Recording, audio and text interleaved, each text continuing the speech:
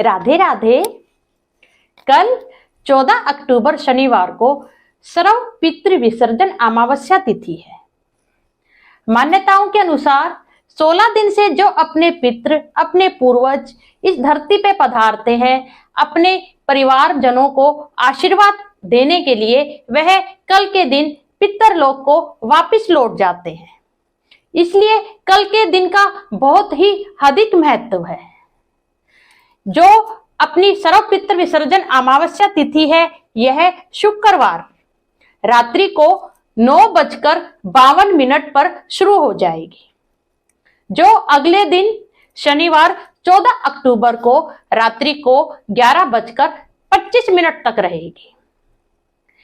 यह जो तिथि है, इसमें अगर हमें अपने किसी पूर्वज की तिथि का पता नहीं है कि वे किस दिन दिवंगत हुए हैं, या हम किसी कारणवश अपने पूर्वजों का श्राद्ध के दिनों में श्राद्ध ना कर पाए हो, तो यह कल बहुत ही अनुपम दिन है उन सबका श्राद्ध करने का, जिसका भी श्राद्ध हम इन दिनों में कर नहीं पाए हैं।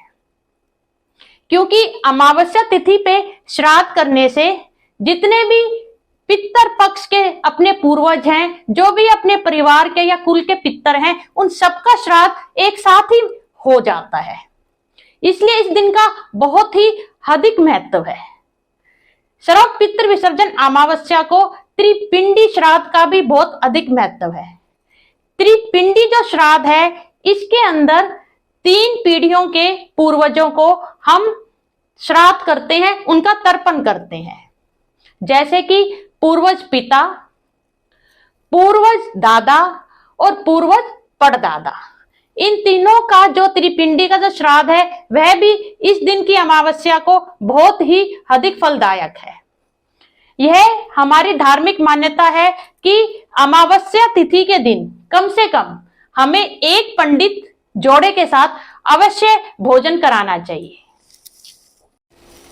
श्राद्ध कर्म करने के लिए नदी का तट, समुद्र का तट, संगम का तट, प्रयागराज, काशी, केदारनाथ और जो हरिद्वार गंगा माता का जो हर की पौड़ी का जो अपना किनारा होता है वो, और गौशाला, ये बहुत ही शुभ स्थान माने गए हैं।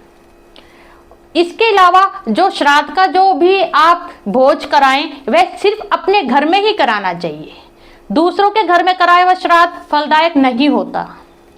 जब आपको ब्राह्मण को भोजन कराना है, तो एक दिन पूर्व बहुत ही नम्रता पूर्वक आप उन्हें निमंत्रण दीजिए और बहुत ही प्रसन्नता पूर्वक आप उनको भोजन कराने की तैयारी कीजिए।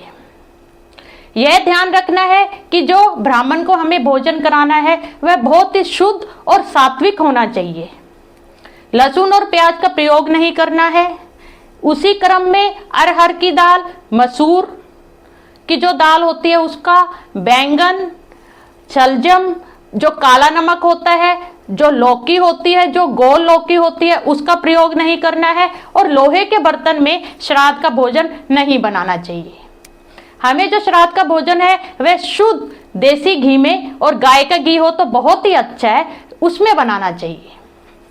उसके बाद बहुत ही प्रेम पूर्वक ब्राह्मण को भोजन कराइए और उनको नवीन वस्त्र और अन्य उपहार, चाहे वह सोना चांदी के हो, चाहे वो नए स्टील के बर्तन हो, चाहे वह कुछ भी हो सकता है, चाहिए आप देसी घी दे सकते हैं, आप नमक दे सकते हैं, हरी सब्जी दे सकते हैं, कोई भी आप मिष्ठान दे सकते हैं, लड्डू, जलेबी, बर्फी आप उनको मिष्ठान के रूप में दे सकते हैं। और सबसे आखिर में आपको उनको तिलक करके दक्षिणा भी देनी चाहिए।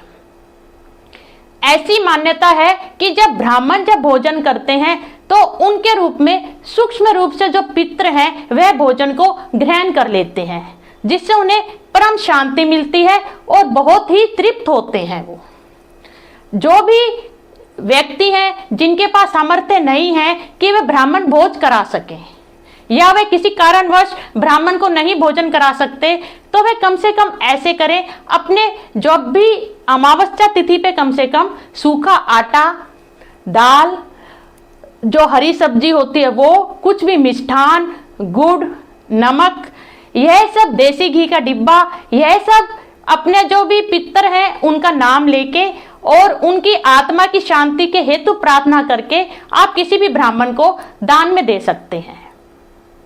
अपने धार्मिक मान्यताओं के अनुसार जो भी व्यक्ति श्राद्ध कर्म नहीं कर सकता किसी भी कारणवश, वह कम से कम अमावस्या तिथि पे सूर्य देव के सामने खड़ा होके एक लोटे में गंगा जल ले ले और काले तिल डाल ले और सूर्य देव को नमस्कार करता हुआ और प्रार्थना करता हुआ यह प्रार्थना करे कि मैं असमर्थ हूं, मैं मेरे पूर्वजों का, मेरे पितरों का श्राद्ध कर्म नहीं कर सका हूं, परंतु मैं तन और मन से और इस जल से मैं उन्हें तर्पण करता हूं और वह अति शीघ्र इस तर्पण से संतुष्ट हो, यही कामना करता हूं। ऐसा बोला जाता है अगर सूर्य देव के सामने इस लोटे से जल चढ़ा के अपने दोनों हाथ उठा के अगर वह व्यक्ति अपने पितरों का नाम लेके प्रार्थना कर दे तो इससे भी पितर जो हैं अति संतुष्ट हो जाते हैं।